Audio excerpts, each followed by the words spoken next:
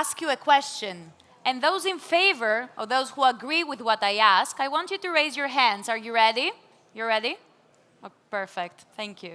So, is Greece an international tech hub? Do you agree? One? Just one person? Oh my God. Okay. I think the best people to answer your question or with the other people is Mr. Philipp Deutscher and with Mrs. Ilia Tzortzopoulou, who are going to discuss about this specific topic right now. Please give them your biggest applause.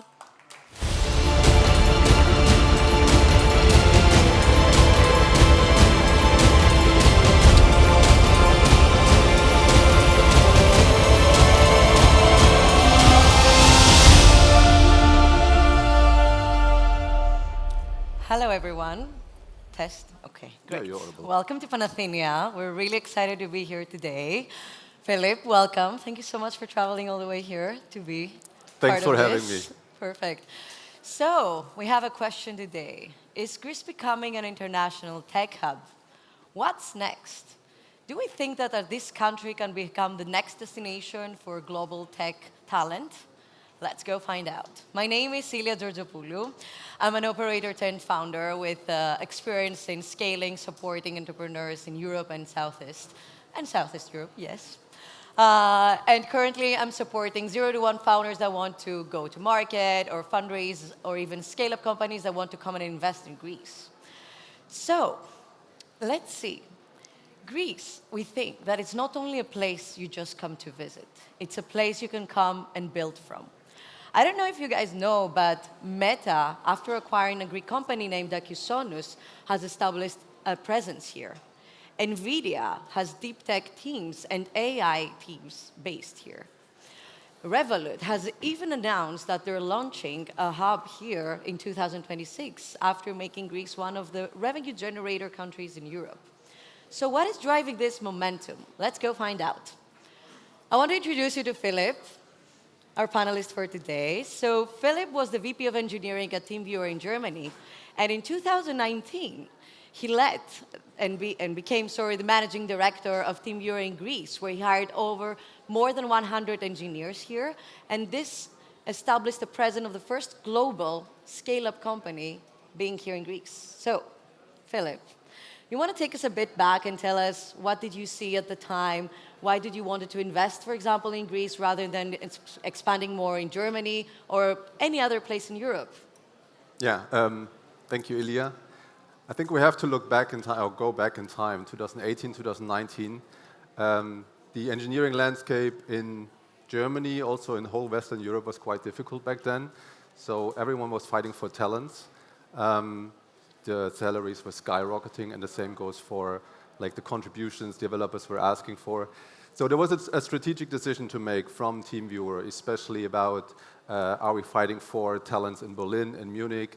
Are we going to rely on nearshoring or offshoring companies? Or are we going to build up new engineering hubs elsewhere? And that brought Greece on our radar. And that's good for here.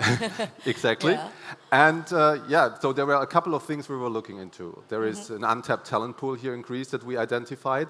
Of course, there was a big cost advantage back then. That was 6 years ago. It has changed quite a lot since then. We will get back to this later.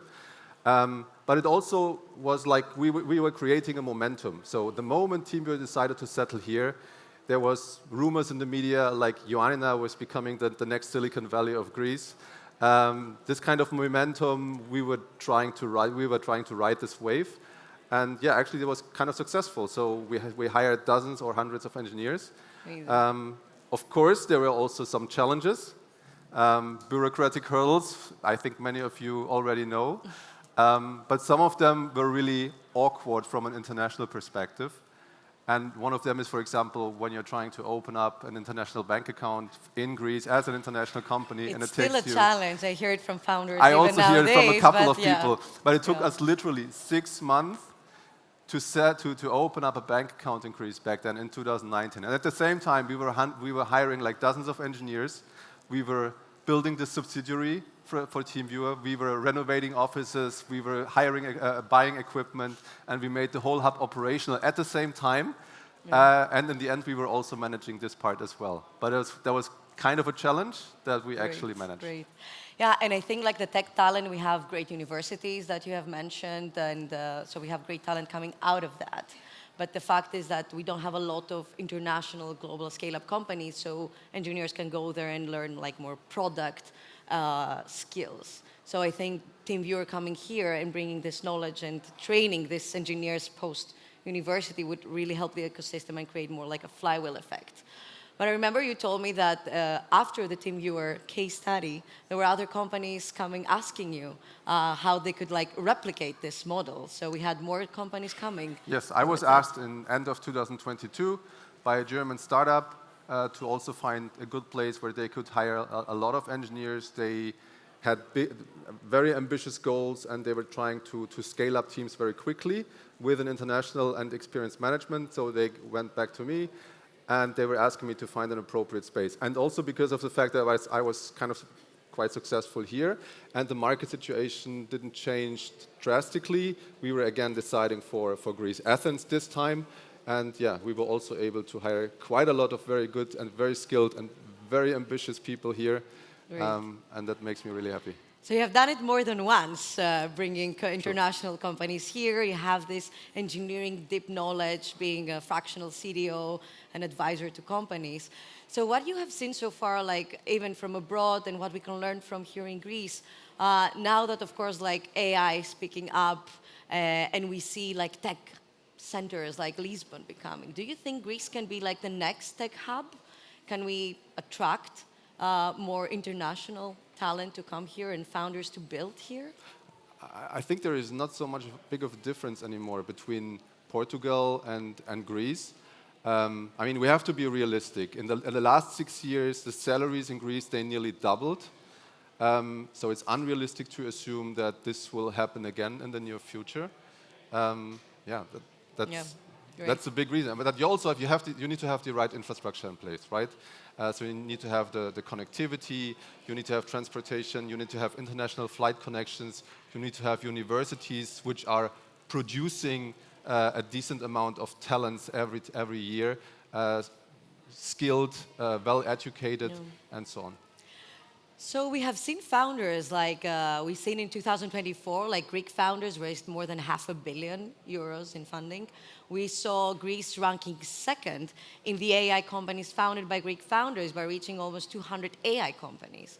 And I don't know if some of you might have heard, like we're launching an AI factory here in this country closer to the end of the year in order to give, let's say, and compute power, data, and infrastructure for international companies that want to come here, scale, and actually have a presence in order to enable this flywheel, in order for people that are here to work in bigger tech companies, for people that were Greeks, for example, and relocated abroad to come back, and of course for international people to actually start thinking of Greece as the next hub they can go, and let's say, not Lisbon anymore. But yeah, okay. I think it's quite exciting. I mean, one thing is, at the moment, I would say Greece is not cheap anymore, but this is a good thing, right? So the reason why companies are now still coming to Greece is not because their developers are cheap, but they are still able to create high value at a reasonable price. So and this is what companies are still looking for even in 2025, where in other countries people are getting laid off.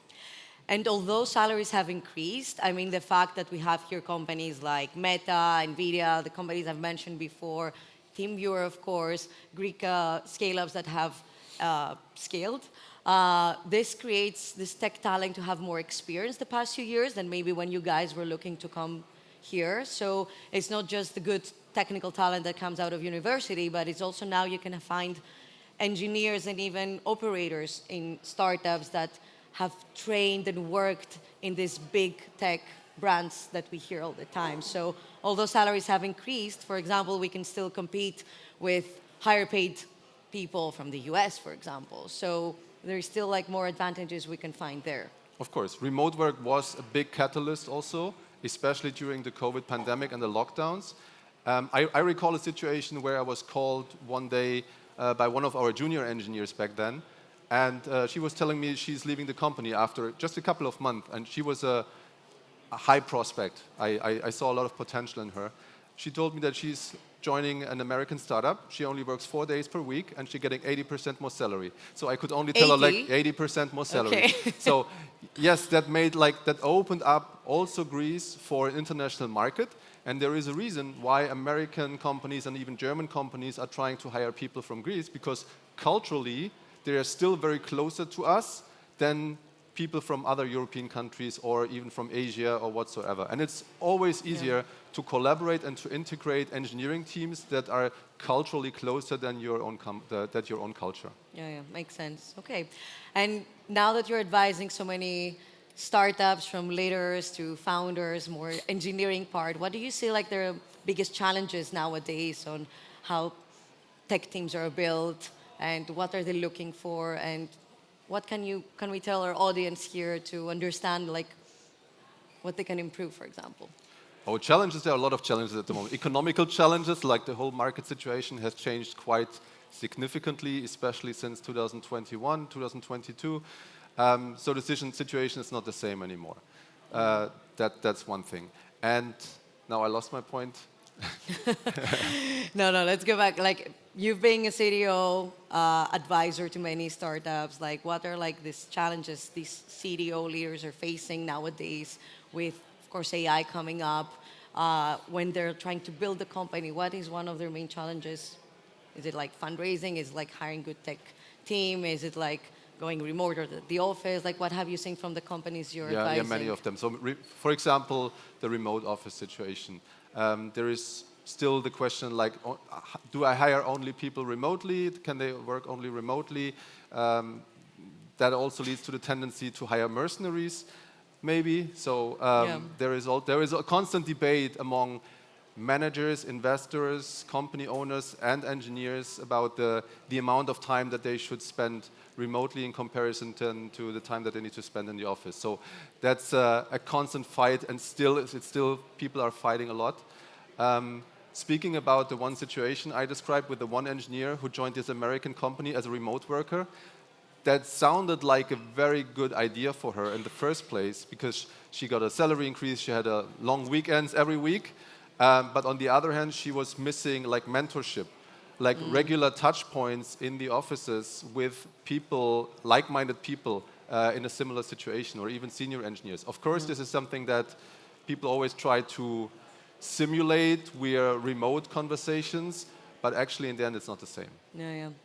No, it's great. I meet all the time, like now, founders the past 2 or 3 years, because the ecosystem here has been going on for a while. But I think the momentum we have been seeing the past 2 to 3 years, it's really, really, how can I say, rewarding. I think things are picking up now. I think things are transforming. And I see more and more people from abroad, either they're in VC, they're founder, they're operators, they're coming here. So if anybody from the audience are thinking about it, I think now it's a good time to join a company either from Greece or work from Greece for a company remotely. So Philipp, before we close up, I would like to do something different. I would like us to do like a very quick fire round of questions. Oh, and I want you to answer a bit without thinking too much. Okay? Let's give it a try. You ready? Yes. Okay. Most overhyped AI trend right now? That AI is going to replace engineers. So that's definitely a hype. We're not there yet, I would say. Not even close. Okay. Yeah. Good. Biggest mistake first-time CTOs make? They still think like engineers, and they still want to be the best engineer in the company. That's a big mistake. I mean, maybe in a startup situation it's different, but at some point you need to become more strategic. You need to grow, and you need to also let things go on the engineering side. Yeah, great. One trait every great technical leader should develop? Empathy. I think it's a lot about empathy, and that leads to communication. And I mean, being a CTO is about bridging the gap between tech and the business side, and therefore you need to understand what everybody wants and how you can connect the dots and how you can create win-win situations for everyone. So I love when soft skills become part of the conversation. Sorry? I love when soft skills become part of the conversation. I know. You know that? The one book you would recommend to every founder or CTO to read? Oof. I'm reading quite a lot, so maybe the hard thing about hard things from Ben Horowitz. It's a book every founder has to read, definitely, because it tells you all about the hard stuff they need to go through, not even during the startup phase of their company, but also at the later stages. So that's a must read. So remote first or office first? What type of person are you? The best answer here is hybrid, so something in between. But if you pull a gun to my head, then I would say office first, for one reason, because when you have two teams and they're exactly the same, then the office team will always outperform the remote team. Yeah, so they're more connected. Yeah. So what's the biggest myth about working in Greece? The biggest what? Myth. The biggest myth. So that Greeks are lazy and they're always only lying at the beach. Is this still on? That's a myth, yes. But I mean, I only work with very passionate, very energetic, and very driven people here. So, of course, at some point when they have shipped their code, then they can also go down to the beach. But, yeah. Will you move to Greece? Actually, I was living in Greece for 3 years. So the question should be, will I move to Greece again? And the answer is, I mean, whatever opportunity will arise, maybe there is a time that I'm really considering this. But I only made like very good impressions and like experiences here. So definitely I would go. I will work on that then. Okay. So thank you so much, and thank you everybody for being here. And we're really excited for what is happening. And Panathēnea has really like kicking off something unique, and we see other tech hubs having these big events. So we're really excited to see that this has come to Greece too. Thank you. Thank you.